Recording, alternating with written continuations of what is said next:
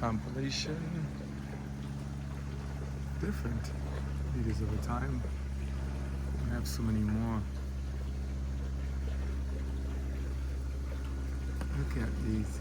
And for those of you who are listening by audio, this is Curlin on the channel I Keeping It Real on YouTube. Coming at you from the USA. Bright America. Bright America. And why? I'm going to show you this. Oh, let me show you who's hiding in the background. She's going to be camera lady today. This is Rahina. By God's mercies. By God's mercies, we're here. We want to show you something. Look at these videos. Been watching them a lot this week. And it's not Memorial Day. It's not 4th of July. But look at the covers. This one is called The Tankers. It's a Russian film. The film is based on a true story of the unique feat of the crew of a KV-1 tank. Outnumbered and outgunned, the crew of Seaman Konovalov destroyed 16 tanks, 2 armored transport, 18 vehicles in this heroic World War II battle. Action-packed, breathtaking, and brimming with drama, this is the story of how ordinary men became legends. A very beautiful story. Very beautiful story. This other one we saw here called The Final Stand. Very touching. Very touching, just as in this Holy Bible.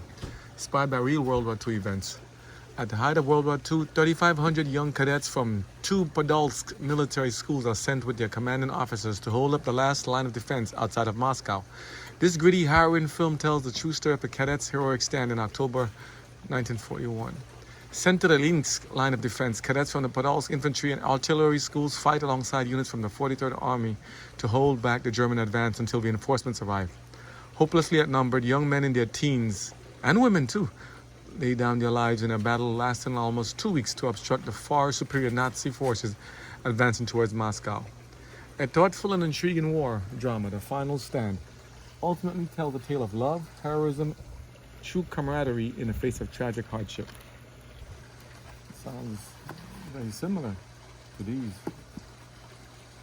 We've been studying a lot in the book of Samuel. Sorry, Christians from over here. A lot about the of Samuel and David and Saul. We're gonna get to it. All of this is part of it. This one here we like a lot. This is Midway. Midway based on real events by Roland Emmerich film.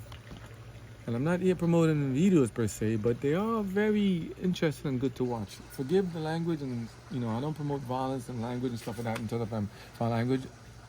But kind of just to get to the historical significance of it and aspect of it, I sometimes have to kind of dig in there and delve in there to get the films. We also saw the Tomorrow War and other videos too. A lot of things. Midway centers on the Battle of Midway, a clash between the American fleet and the Imperial Japanese Navy, which marked a pivotal turning point in the Pacific theater during World War II. The film, based on the real-life events of this heroic feat, tells the story of the leaders and soldiers who used their instincts, fortitude, and bravery to overcome the odds. Something a lot like this, about the reformers, the Reformation, the apostles, the lives and struggles of Christians through their ages. Crisis. We just saw some videos also online, almost like the Anne Frank stories. A lot of stuff. Devotion. This is just one of many. You probably got a million in your house as well. Based on true events. And I like to see these planes. I like the designs of them and all the stuff they've been through. By Glenn Powell and Jonathan Majors. Jonathan Majors, acted in Creed 3, and Glenn Powell acted in Top Gun Maverick. I figured that one. And I don't see all the films, but I just look at a few things just as we get them. You watch one set and you order some on Amazon, more comes in. Starring an epic and inspirational true story of 2 elite U.S. Navy fighter pilots who helped turn the tide in the most brutal battle in the Korean War. Jesse Brown, the first black aviator in Navy history, and his fellow fighter pilot and friend, Tom Hudner. Their heroic sacrifices and enduring friendships would ultimately make them the Navy's most celebrated wingmen. Why are we presenting these stories in the middle of a supposed Bible study? Because they show something. Look at it. If you look at the details, they put these specific details there for a reason. And we love to see explosions and wars and bombs and shootings and stuff. Not to see people die in blood and go, no. It's not what I'm looking to see. But you know, like this plant behind us here, we're in a time whereby the one vital strength of humanity seems to be like waning, like this tree, like it's trying to fall apart. But it's still holding strong. It's kind of interesting, right? Shedding stuff all over, but due to dramatic effect. Why we do these stuff, why we have this here. Let's pray first before we start. I want to explain something and talk to you guys by God's mercies. Heavenly Father, we thank you for your grace and your forgiveness and your mercy, Lord. Thank you for preserving us, saving our lives through all these different calamities and turmoils and revolutions and wars and so many things have happened, Lord. We just want to say thank you, Lord, for helping us. Thank you for being God, a rock of ages, a stable support, a guide, a compass. Thank you, Lord, for being who you are. Help us to study your word and to learn more about you, Lord. Just may pray. Amen. Why do we study these? And I don't know how many people watch war movies and watch stuff, and this is like a salute to the armed forces out there. I could not imagine what you have been through, what you have seen, what you witnessed. My time, we've heard about back when I'm, in the Caribbean, when I first learned about the army, when we used to see the military truck driving up and down the island, or just the helicopters flying over the island of Carriacou in Grenada, and hear I mean, the island is pretty much like shaking how powerful these tanks, and these, not the tanks, but the helicopters were. This was back in '83. I think Ronald Reagan was in charge at the time. I think they're trying to save. There was a coup, I think, between Maurice Bishop and Gary. They're trying to save the students supposedly on the island of Grenada. I think from the Cubans, a lot of stuff I don't even know. I was so young. A lot of stuff we don't know. Look at this war. You stuff World War I and II. This is back in like 1914 to like 1918. World War I, 1941 to 45. World War II. Born in the 70s. And how about you? Well, we see things on TV and stuff, but have we forgotten? But what about the great controversy? This has been going on for a long time, thousands of years, and who knows what else was going on before heaven. But why do we watch these shows? Why do we listen to these shows? Why do we bother looking back? Or should we? Should that be one of our focus? If God required that which is past, I think it's appropriate we need to look at the past. Now, these are stories we see on the outside in a big film and cinema. They also have stories of religious stuff we see on YouTube and other places too. But we gotta ask ourselves the question about this. War. How many wars we've encountered? How many wars we've lived through? How many wars this nation and this world have been through? How many more to go? What about Alexander the Great? What about Cyrus? What about Darius? What about Nebuchadnezzar? What about Pharaohs? What about Abraham? What about the wars? What about Gideon? What about Paul, Saul, the disciples? What are these wars? What about Nero? We look at these things, we hear these things, but do we really take it to heart and understand that there's a heavy message behind these things? Why God permitted these things to happen? Why not? When you see a video like this, you see a picture of this is beautiful. I'm looking at their eyes especially. This is in Russian. I have many Russian friends. I have other friends also from other countries and stuff. It's beautiful to watch. It's a beautiful story. I actually like it, and I want the original. I watch things in Japanese also. What about Sugihara, the Japanese diplomat that saved so many Jewish people? I watch those stories also. I like these. I actually enjoy them, and I want the original dialogue. I may watch Kung Fu, the dubs, but I like the original dialogue. This one, Lavrov. Beautiful story. All these men here, beautiful story, and women here. Beautiful story. I didn't know many women served in the army and stuff like that. But many of them are medics and nurses and stuff, and even the armed forces. And I watched some videos after that about how women served in the armed forces here in the U.S. and how they did the conversion from when they had to go from send the men off to war, so the women had to take their place in the factories and the work and other areas. To say that, it's like, what a theater. This life we live, it's like we don't even know what tomorrow's gonna bring us sometimes. It's like you can get up one day and the news is breaking. There's a war going on right now in Ukraine and Russia. What about Israel? I heard a bomb, maybe something happening to Iran. I mean, I can't even keep up. I'm like, I don't know what's going on over there. I can't see it, and I'm only given what's being fed to us. I mean, it can be very overwhelming, And what amazes me is that even in the midst of all these wars and tragedies, and many of these wars are planned out, because you ask yourself, how could there be a war if there's no one financing it? Who finances the armaments and weapons and the bullets on one side or the other? How is it they manage to have these little treaties and these things of the Axis versus Atlas, and they have different groups, okay, East versus West, This one sides with this one, this side, this one. It's like there's already a plan set up with the grand chessboard. Somebody's fueling this. Somebody's orchestrating it. Somebody has it going. And if God is a God of order and law and order and of peace, but this world is a lot of fighting and chaos and destruction. I want God. I want God's peace. I don't want this stuff happening here. I want God's peace. I want to be able to have fun, to be able to relax and go do stuff like this. Like, this is an old coupon. Look at this. This is 2019. This is an old coupon. But I like this. Like cold. Just to be able to go there and enjoy some nice winter snow and some nice palm trees, all that stuff. Not palm trees, but snow and the pine trees. But it is. We may have this, and right now we're in the middle of what? We're in October, going into like cold season in some parts, like in the northeast, some parts, or the west. I mean, it's like you can have beautiful scenery on one end, on the other end of the country there's a war breaking out. People are their brains bursted out. People are dying, losing limbs and limbs. People are dying. Women and children are dying. But yet here we have quiet tranquility. The water is flowing with the pool. We're not rich. No. Not rich in money. We're rich in spirit by the grace of God. We're still doing cleanup from the hurricane. Still have to clean up the backyard and all this stuff. We're not rich, but we want this. We want to be able to relax and enjoy the scenery and enjoy the seasons and snow and stuff like that.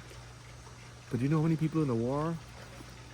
In this one, the final stand, and then the tankers were in the middle of snow and stuff too, and fighting. World War I and II, fighting in Europe and other places, losing their lives in the snow. What a beautiful scenery of snow and a beautiful environment. And yet there's blood and carnage still in the soil. And he brings to memory when God said, though your sins be as scarlet, she made us white as snow. Blood and snow don't usually have a nice color and texture. It looks it's bad. It's like almost like taking, it's like, people take fish out of the market and they kill the fish and they see the ice and the snow. It doesn't look good stained with blood. How much more of these we've seen do we have to go through? And I say this to say that it's like, we make choices and we have to live by the choices we make. What about when other people make the choices for us? We have to live with their choices. And why did they make those choices?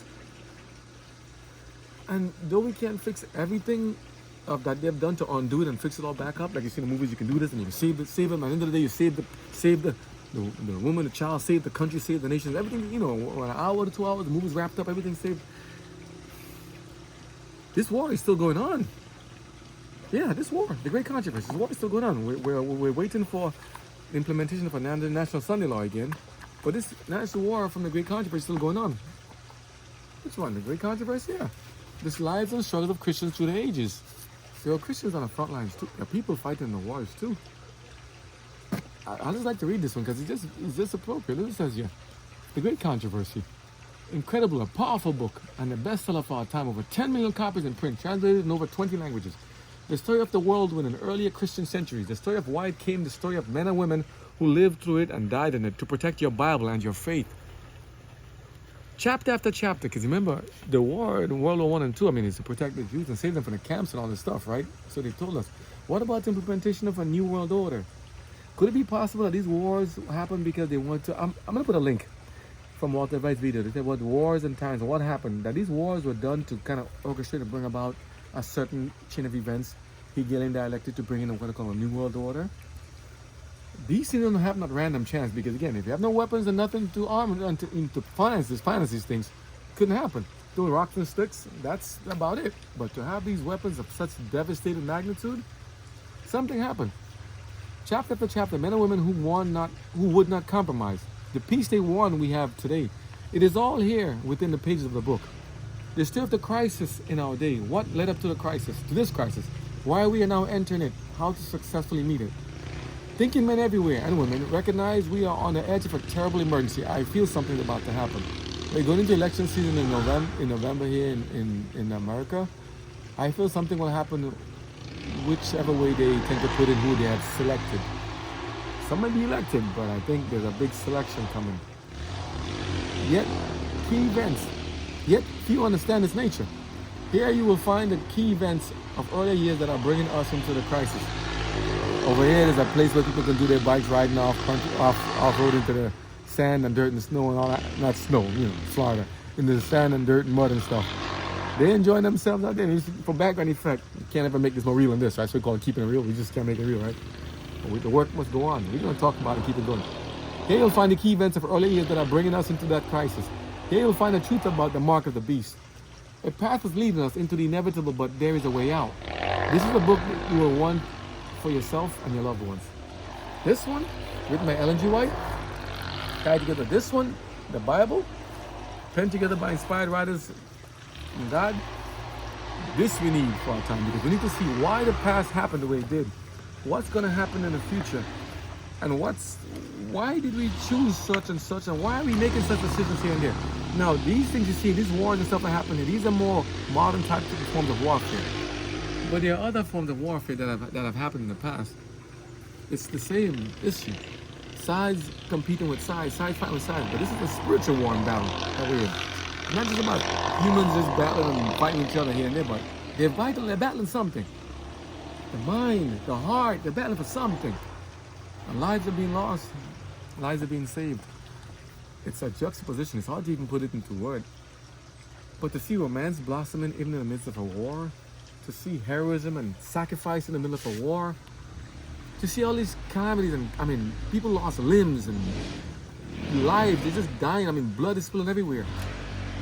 What about the Christians? Many Christians, so many blood. What does Nero do to the Christians? What about the Romans?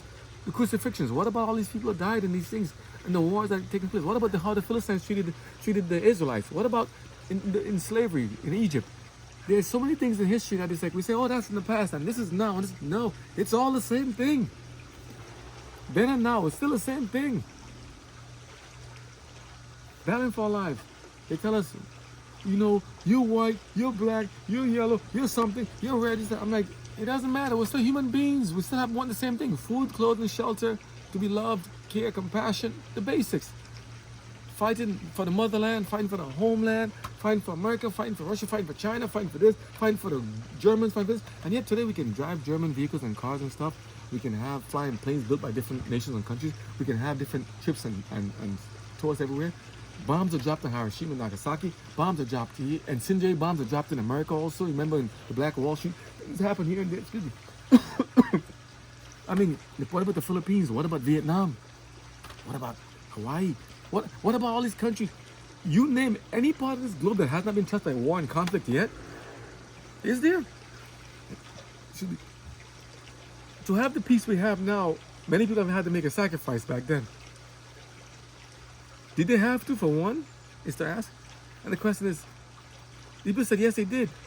Many people liberated from camps and from deadly situations by heroic actions of others, brought into a war that they didn't ask to be brought into. Well, let's transfer it over. We're in a battle. We're in a spiritual battle for the hearts and minds of humanity. A war that started up in heaven that spilled over into earth. And many people were martyred. Many people will be martyred.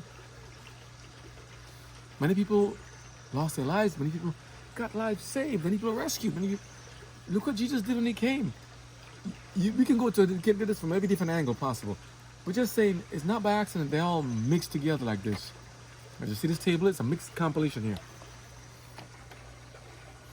We're going to go back to the story of Samuel and the story of Saul and David and the kings, first kings chosen. And to see the little tidbits, because we want to bring about the story that many people don't talk about. I never heard about these stories as much, except for this one I saw and ran on a video midway. But I just watched some videos on YouTube, Amazon and YouTube. But there are videos you can picture in your mind. There are videos, of the imagination that we have to picture in mind and put together and say, hey, what happened in the Bible? What happened in the Old Testament? What happened in these stories? Why the Old Testament goes with the New Testament? This is King James, by the way. Why all these things are here? How did they manage to get put together? What does it mean? Why was it all there? Why are these prophets? Why are these words inspired? Why are others not included? What about these things, these books and stuff? Our friend over here wants to be involved in videos. He's hiding in the back, but he's looking, waving in the window in the back. But just say as you hear these stories and read these stuff, it's like we're not to put them aside and say, nah, it's not for our time. This is for our time. The stories you will hear about are for our time because we're still making the same decisions in the same war. Though you have different vehicles and weaponry and different stuff. Humans, different shades, different backgrounds, cultures. You put it all together. There's a nice one also called the Widow Soul, the Hidden Souls or something. There's another video we watch also about World War stuff. So many beautiful stories. There's so much tragedy, so much tragedy. What about Jonathan? He was the son of Saul. And Saul, after talking to the witch of Endor and having a pronunciation that he's going to be killed in a battle, Jonathan knew that it was almost like a suicide mission to go fight against the Philistines. Yet he still enlisted to go fight with the army with Saul against the Philistines. And Jonathan loved David, while Saul, his father, hated David.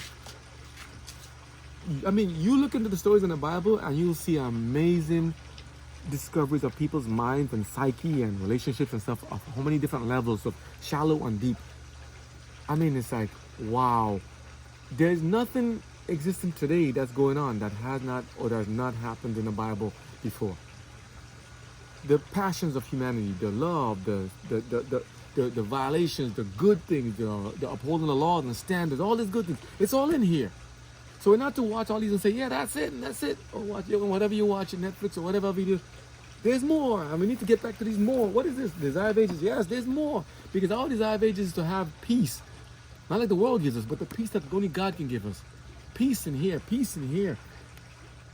I mean, it's like, I'm not a theatrical actor. I can't even say things in a way I wish that, like how to get the best effect. The videos may get this much views, 50, 20, here, 1, 2, no views. I'm just praying by the grace of God that somebody who wants to hear it will hear it. Because we have a message to give by the grace of God. And we pray that you will join us. And we thank you for taking time to look and watch and join us here. We have a message to give. And we're going to give it as God gives us, puts in our heart to give. Because we say these stories need to be brought back to our remembrance. We're going to go to 1 Samuel, Old Testament, chapter, I think it was 18 or 19, where we stopped last. I think this will be part 6. 1 Samuel, right? To see it. 1 Samuel chapter 19 in the Old Testament. Why was this story put there? 1 Samuel. Where's Samuel? Samuel is from what? You can see here you got Genesis, Exodus, Leviticus, Numbers, Deuteronomy, Joshua, Judges, Ruth, 1 Samuel, 2 Samuel, and so on. 1 Kings, 2 Kings, Chronicles, 1 and 2 Chronicles. Those kind of build on the same stories over and over and go more in depth into more kings and more stuff.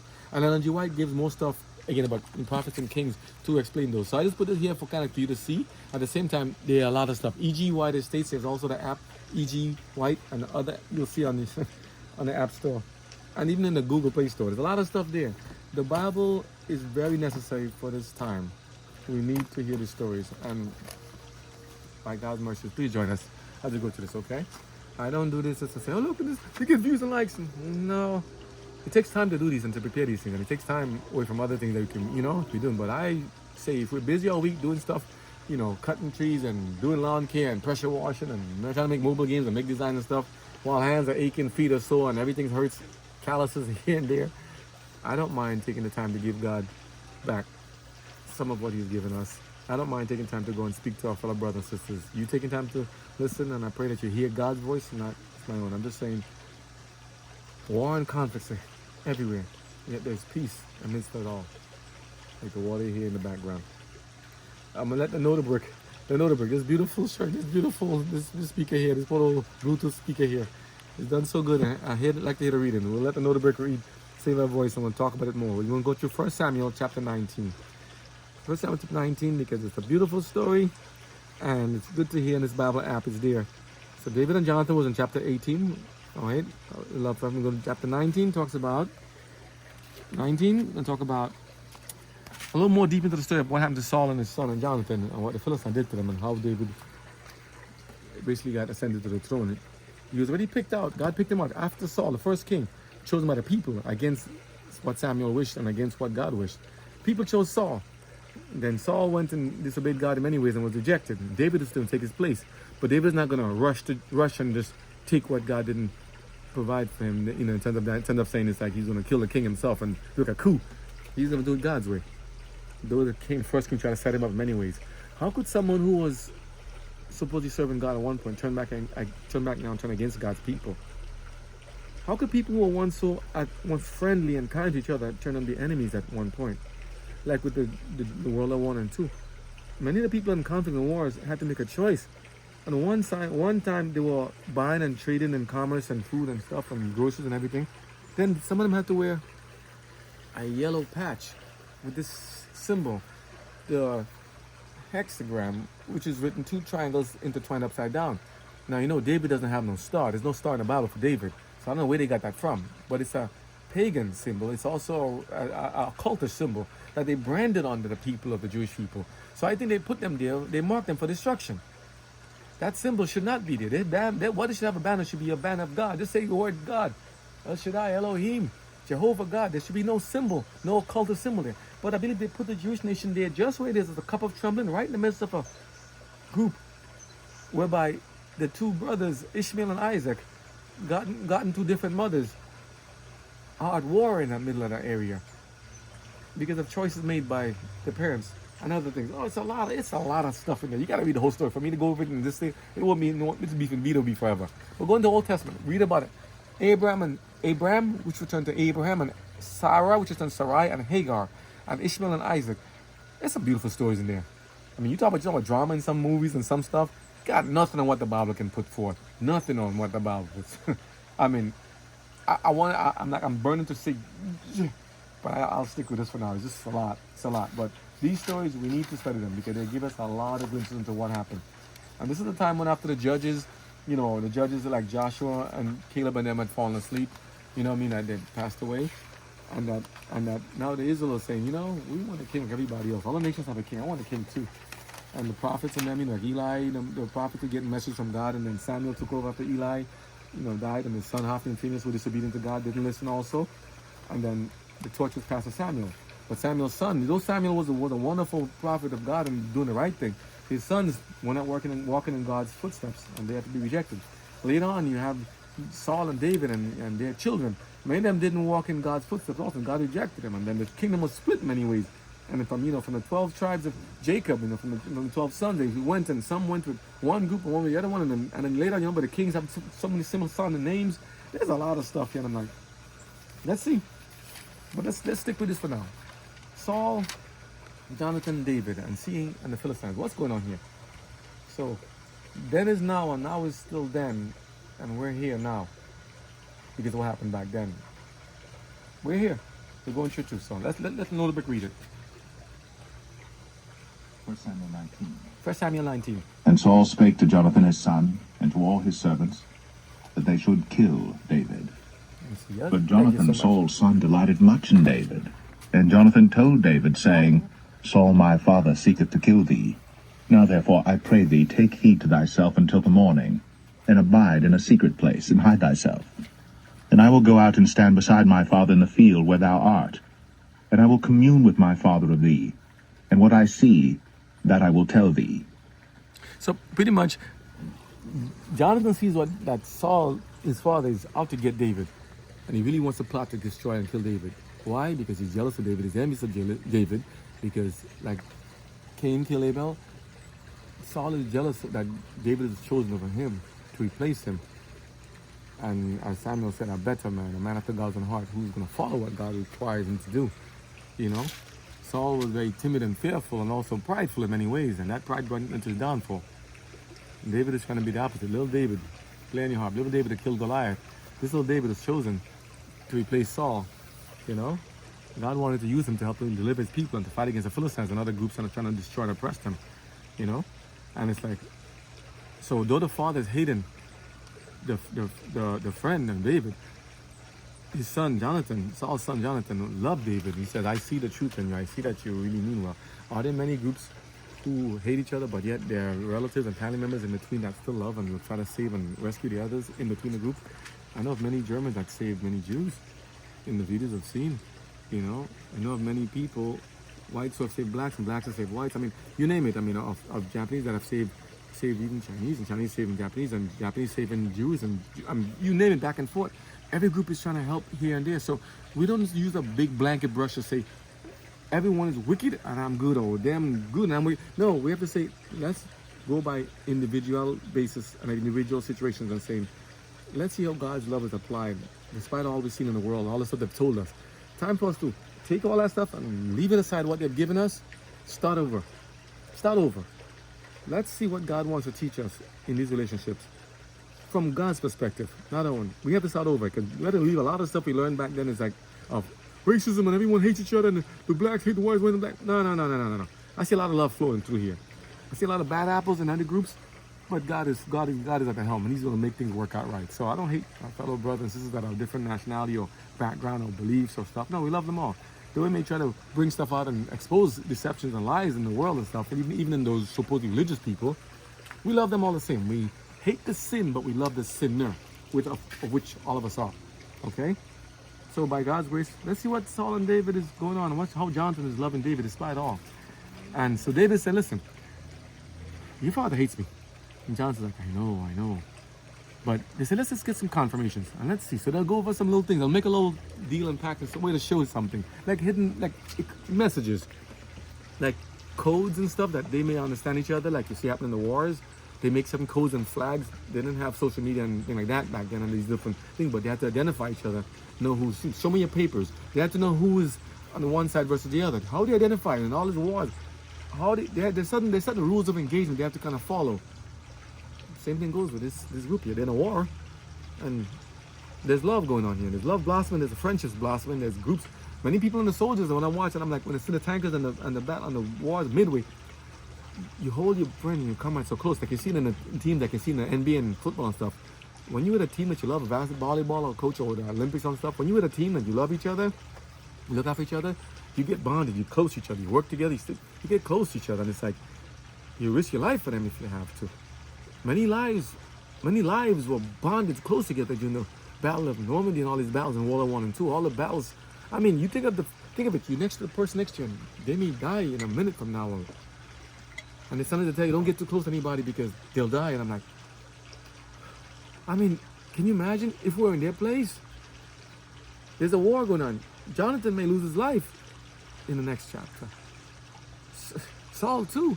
Yet you got to go war. What about these soldiers? They have to go to battle and war, and some of them may lose their lives. They may fly out on the mission, not come back in. So this is a tribute to the armed forces also for those who went out there and still went and rescued and saved, brought people back. They rescued their fellow fallen brothers and soldiers. They went back. They got the mission accomplished and they saved others. So I think though the Jesuits and other groups try to put these wars together to try to form the New World Order and stuff and try to destroy nations, God managed to wrestle it back out of them and turn a bad into a positive. That now we can have people actually working together again in collaboration to help to bring things together and make a final stand against evil in this world. Baby Earth, still making a battle, still making a fight, not giving up. And if, as we all say, if bad was winning in this life, we'd all be dead already. But by the mercies of God and because of the angels holding back the winds of strife and God's mercy towards us, not wishing that any should perish, we're still around to tell these stories. So we're going to tell it. We're going to give it as God gives it to us. We're fighting right back. Forward ever, backwards never. Let's go. And Jonathan spake good of David unto Saul his father, and said unto him, Let not the king sin against his servant, against David, because he hath not sinned against thee, and because his works have been to thee word very good. For he did put his life in his hand, and slew the Philistine. And the Lord wrought a great salvation for all Israel. Thou sawest it, and didst rejoice. Wherefore then wilt thou sin against innocent blood to slay David without a cause? Yeah, it's like, why? And Saul hearkened unto the voice of Jonathan. And Saul sware, As the Lord liveth, he shall not be slain. But he was lying. And Jonathan called David. And Jonathan showed him all those things. And Jonathan brought David to Saul, and he was in his presence, as in times past. And there was war again. And David went out and fought with the Philistines, and slew them with a great slaughter, and they fled from him. And the evil spirit from the Lord was upon Saul, as he sat in his house with his javelin in his hand. And David played with his hand. And Saul sought to smite David even to the wall with the javelin, but he slipped away out of Saul's presence. And he smote the javelin to the wall, and David fled and escaped that night. Didn't Saul didn't he say before, as the Lord liveth, meaning swearing by Lord, as the Lord liveth, David shall not be slain? And now this Saul is playing Cain. He's trying to kill David. Do you see any of that happen today? Friends once friends are now trying to kill each other.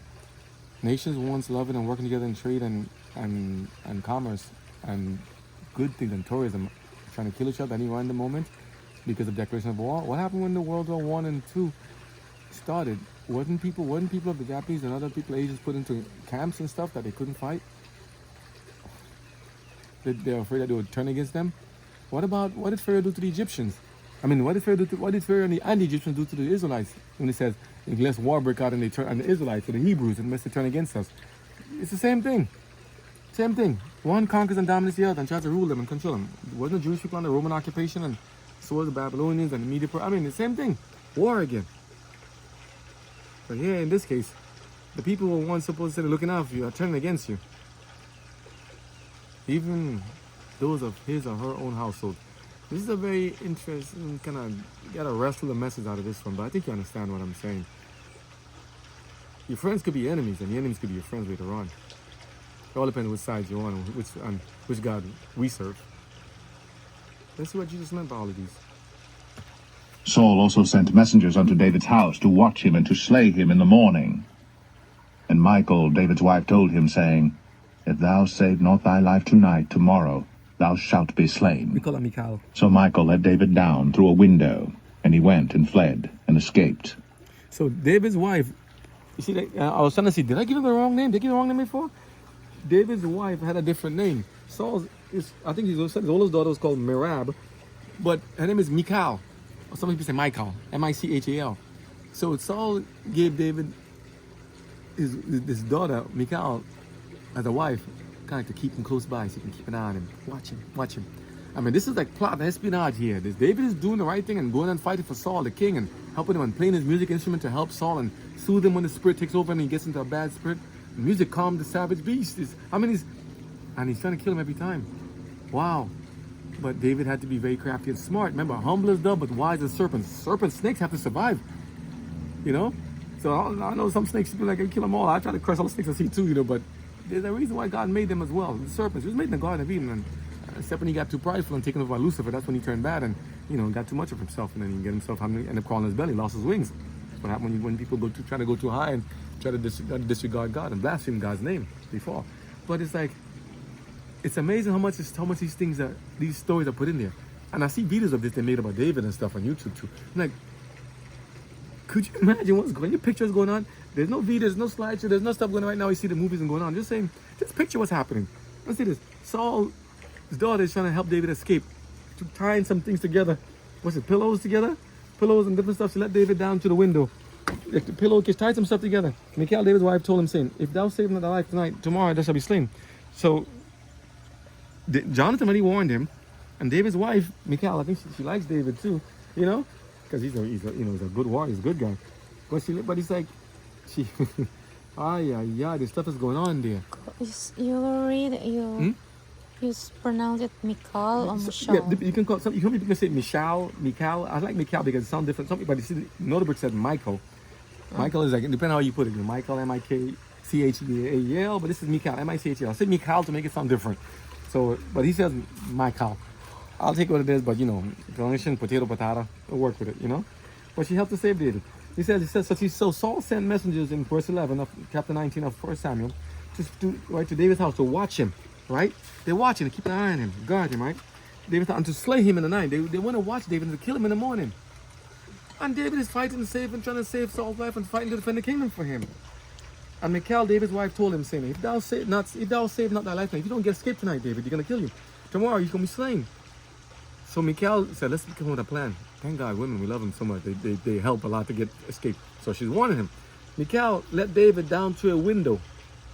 And he went and fled and escaped. They show in the movie them tying bed sheets together and other stuff. It's not the same as if you're going into Walmart and buying some blankets and stuff and sheets and stuff. There's a lot of things there. I don't know how they managed to get to, but rope. They invented some stuff, but they got creative, crafty, vines, whatever they did. But you got him out.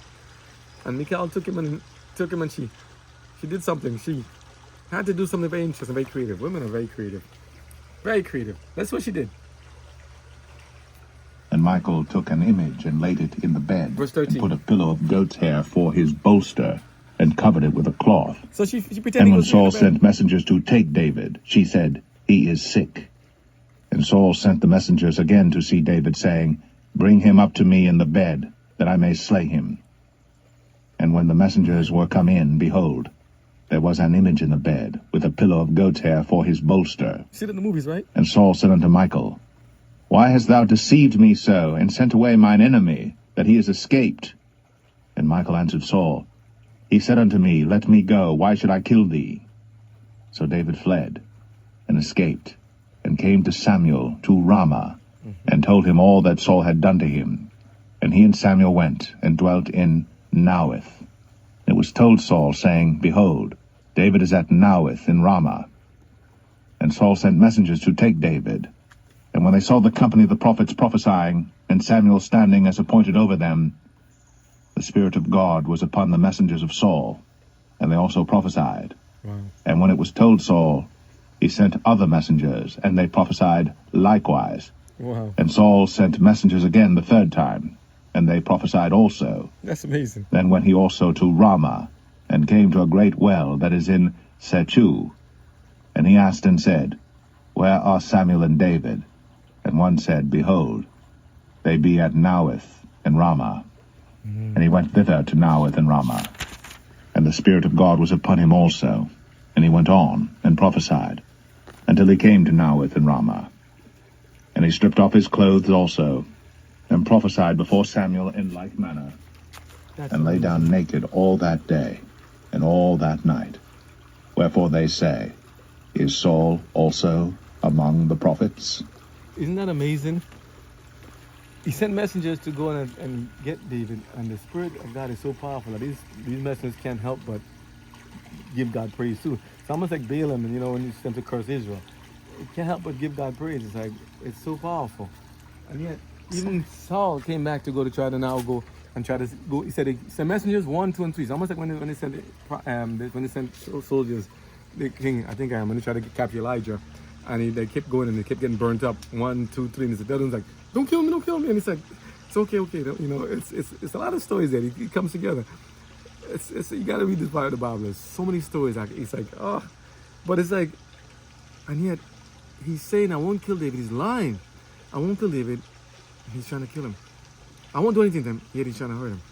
Michal said that he had to kind of trick her father by having a pretend body under the sheets, as if it's a person. You see in the movies all the time. Pretend you're sleeping, put the pillows. Even back then, it's the same thing. They're doing the same thing now. You know what I'm saying? It's like we're all the same messages, then and now. And it's like, then when the father said, why'd you do this then? He said, well, it's almost like David's telling me if I don't let me go, I'll kill you. So she had to give a story to kind of defend herself. She didn't want to die either. How you let my enemy escape? Are you a traitor? So she had to lie and defended herself, and even lied and said David was sick. And then he said, and Saul is so enraged, bring him to me in the bed, that I may kill him on the bed. Bring the whole bed to him. I mean, what is wrong with this man? But he's saying he's doing God's will and he's prophesying for God, and he's trying to kill David. And are we seeing people like that now? They say they want to do God's will and willing to go across the ocean and everywhere else to go spread the gospel to people, supposedly. Remember the Crusades? They want to go and spread the message of God everywhere, and yet they want to kill the people that they see. Wow. So after, like a dog after, so after David, and why is after David and Saul and Samuel? And Samuel so bad. Why so after him? There's other people he has to be balanced. Shouldn't Saul the king be fighting against the Philistines, other people? Shouldn't we be taking care of all of the Lord's matters? But instead we divert our energy to go and attack and fight with each other.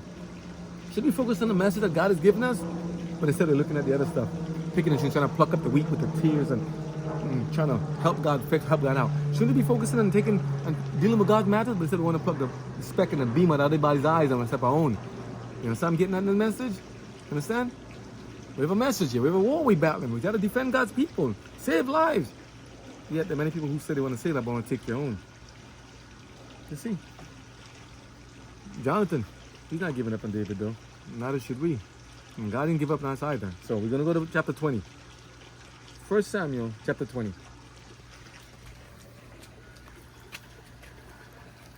Jonathan covenants with David. Okay, he's not going to follow his father's wicked deed. 1 Samuel 20. And David fled from Naioth in Ramah, and came and said before Jonathan, What have I done? What is mine iniquity? And what is my sin before thy father, that he seeketh my life? Mm-hmm. And he said unto him, God forbid, thou shalt not die. Behold, my father will do nothing either great or small, but that he will show it me. And why should my father hide this thing from me? It is not so. Mm-hmm. And David sware moreover, and said, Thy father certainly knoweth that I have found grace in thine eyes. And he saith, Let not Jonathan know this, lest he be grieved. Mm-hmm. But truly as the Lord liveth, and as thy soul liveth, there is but a step between me and death. Then said Jonathan unto David, Whatsoever thy soul desireth, I will even do it for thee. And David said unto Jonathan, Behold, tomorrow is the new moon, and I should not fail to sit with the king at meat, but let me go, that I may hide myself in the field unto the third day at even. If thy father at all miss me, then say, David earnestly asked leave of me that he might run to Bethlehem his city, for there is a yearly sacrifice there for all the family. If he say thus, it is well, thy servant shall have peace. But if he be very wroth, then be sure that evil is determined by him. Therefore thou shalt deal kindly with thy servant, for thou hast brought thy servant into a covenant of the Lord with thee. Notwithstanding, if there be in me iniquity, slay me thyself. For why shouldest thou bring me to thy father? And Jonathan said, Far be it from thee, for if I knew certainly that evil were determined by my father to come upon thee, then would not I tell it thee? Then said David to Jonathan, Who shall tell me? Or what if thy father answer thee roughly? And Jonathan said unto David, Come, and let us go out into the field. And they went out, both of them, into the field. And Jonathan said unto David, O Lord God of Israel, when I have sounded my father about tomorrow any time, or the third day, and behold, if there be good toward David, and I then send not unto thee, and show it thee, the Lord do so, and much more to Jonathan. But if it please my father to do thee evil, then I will show it thee, and send thee away, that thou mayest go in peace. And the Lord be with thee, as he hath been with my father. And thou shalt not only while yet I live show me the kindness of the Lord, that I die not, but also thou shalt not cut off thy kindness from my house forever. No, not when the Lord hath cut off the enemies of David every one from the face of the earth. So Jonathan made a covenant with the house of David, saying, Let the Lord even require it at the hand of David's enemies. And Jonathan caused David to swear again, because he loved him. For he loved him as he loved his own soul. Then Jonathan said to David, Tomorrow is the new moon, and thou shalt be missed, because thy seat will be empty. And when thou hast stayed 3 days, then thou shalt go down quickly, and come to the place where thou didst hide thyself when the business was in hand, and shalt remain by the stone Ezel. And I will shoot 3 arrows on the side thereof, as though I shot at a mark. And behold, I will send a lad, saying, Go, find out the arrows. If I expressly say unto the lad, Behold, the arrows are on this side of thee, take them, then come thou. For there is peace to thee, and no hurt, as the Lord liveth. But if I say thus unto the young man, Behold, the arrows are beyond thee, go thy way, for the Lord hath sent thee away. And as touching the matter which thou and I have spoken of, behold, the Lord be between thee and me forever. So David hid himself in the field. And when the new moon was come, the king sat him down to eat meat. And the king sat upon his seat as at other times, even upon a seat by the wall. And Jonathan arose, and Abner sat by Saul's side, and David's place was empty. Nevertheless Saul spake not anything that day, for he thought, Something hath befallen him. He is not clean.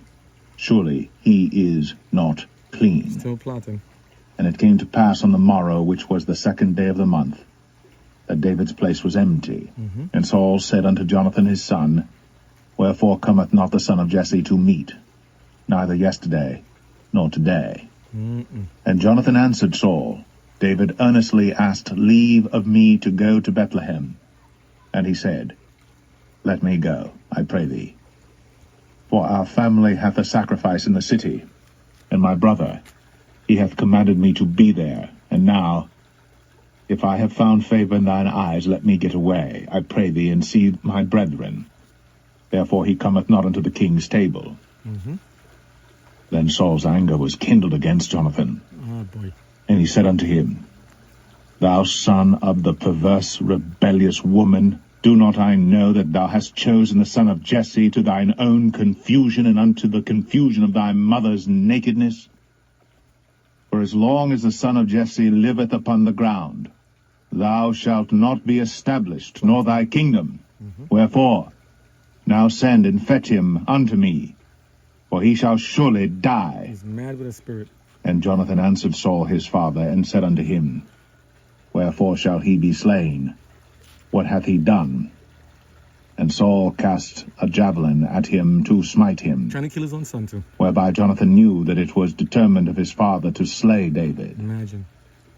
So Jonathan arose from the table in fierce anger, and did eat no meat the 2nd day of the month, for he was grieved for David, because his father had done him shame.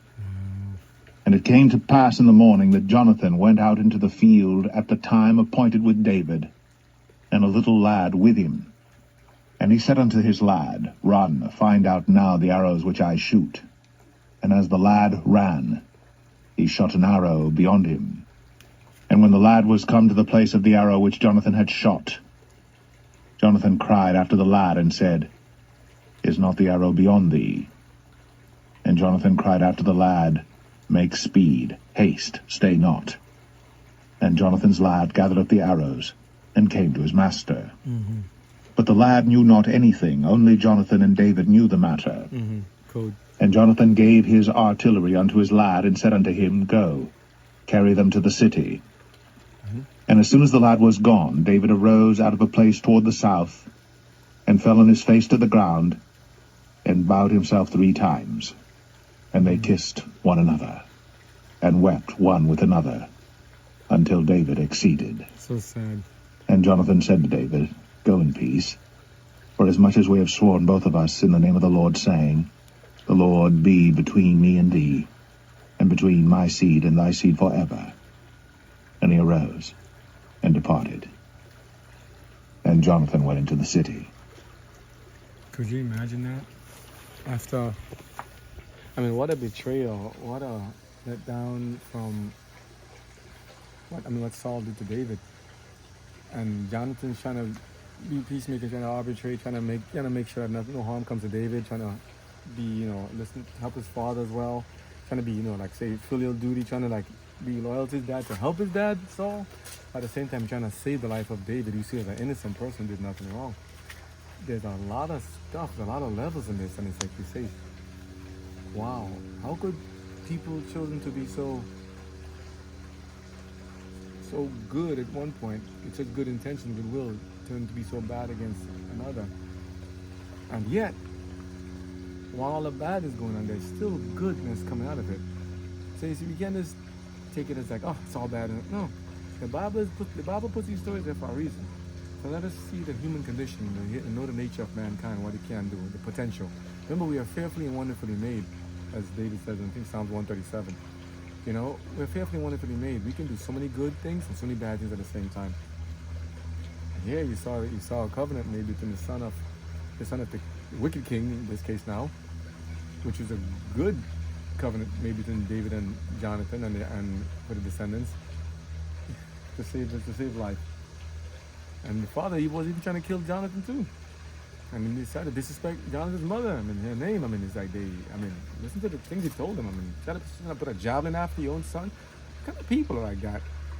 You try to kill your own children just to gain. Javelin is it's like a spear. It's in the Olympics, a long spear. It's like a long spear. You're gonna talk, but it's in a war thing. It's like it impales. You can stab you. Kills you right there.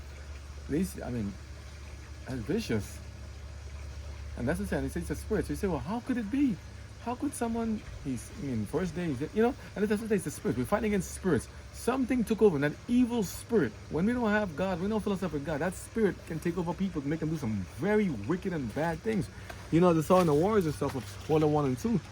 Some spirits were there. People who orchestrated and who financed the wars and who orchestrated the whole thing. Very evil, dark, devil spirits. Remember, we wrestle not against flesh and blood, but against the rulers of darkness, powers, spiritual powers in high places, paraphrasing. This you get in the New Testament. We're fighting against enemies that we cannot see. Hands behind the curtains, pulling strings. Hands behind somewhere, pulling strings, making people go there. I'll send our sons and daughters to fight and to die in all these wars and calamities. And in the meantime, we see something in the front. We say, oh, it's only about that. But no, there's a lot of things in the back we don't see. So we have to kind of have that discernment to say, what is God trying to show us in these stories here? What is he trying to tell us? It's not just limited to David and Jonathan. and Saul and Samuel. There's more to this. The war is still going on. So we're going to end it there for that one. We're going to continue next week. I want to get to chapter 31. David and Nob, death of Samuel, Achish confides David, and so on. We're going to finish 1 Samuel today. So let me end it in this one for now. We'll put the next one in a little bit. But this saying is like, which one are you? David, Saul, Jonathan, Samuel, Michal, you, I. I would really love to be called a man after God's own heart, as he coined David. And I say, why? David is not perfect. What did David do that make him so endeared? And when you expose more details in that, this is a little bit of this. This tells you more that he's loved a lot. He carried himself orderly and respectfully. He did the right thing, doing the Lord's work. The devil don't like him, so be not surprised, guys. The fiery trials that come at us when you're doing God's work. You're trying to do the right thing. Many people don't like that, so don't be surprised if the devil hates you and puts a target on you. But also don't be a pushover. You must fight back according to how God gives us weaponry. Mentally, the word, sword of the spirit, prayer, and fasting. We're not pushovers. We fight back for God. So let's see. God knows. Gotta fight. Thank you so much. It's very sad at the same time. I'm thinking of these guys. This story is very sad.